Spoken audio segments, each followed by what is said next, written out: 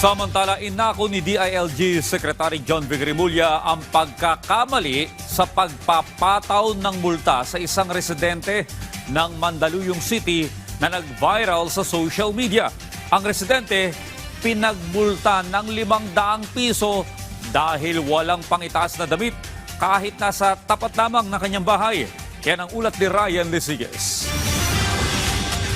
Maghahalo lang sana ng semento ang lalaking ito sa labas ng kanilang bahay sa Barangay Addition Hills sa Mandaluyong City nang dumating ang mga taga-barangay at mga pulis. Dahil wala siyang suot na damit, inisyuhan siya ng citation ticket alinsunod sa programang Safer Cities Initiatives. Ang insidente, mabilis na nag-viral kung saan nabatiko si DILG Secretary John Vic Remulla saan nila'y hindi makataong pagpapatupad ng batas. Kanina, humingi ng paumanhin si Remulla sa lalaki. Personal niya ring itong pupuntahan upang siya na mismo ang makapagpaliwanag at humingi ng dispensa. Aminado ang kalihim na meron silang mga pagkukulang sa pagpapatupad ng programang Safer Cities Initiative dahil bigo umano sila na makapaglatag agad ng malinaw na guidelines kaugnay nito. Ito aniya marahil ang dahilan kung bakit may mga nagrereklamo sa social media hinggil sa ginagawang paninita ng barangay at ng pulis.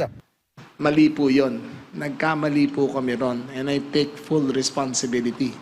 I will make amends and I will make sure na mag-usap po kami para maklaro ko po to.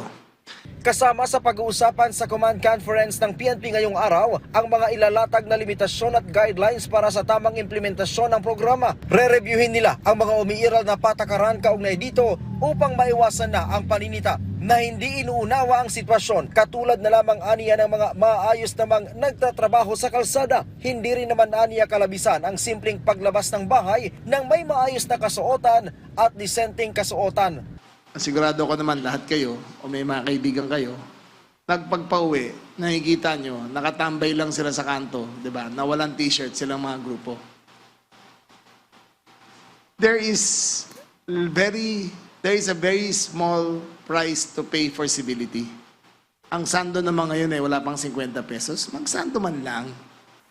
Sa kabila ng kaliwat kanang puna, sabi ng kalihim, tuloy ang kanilang programa na Safer Cities Initiative dahil ang layunin lamang daw nito ay patuloy na maibaba ang crime rate sa buong bansa.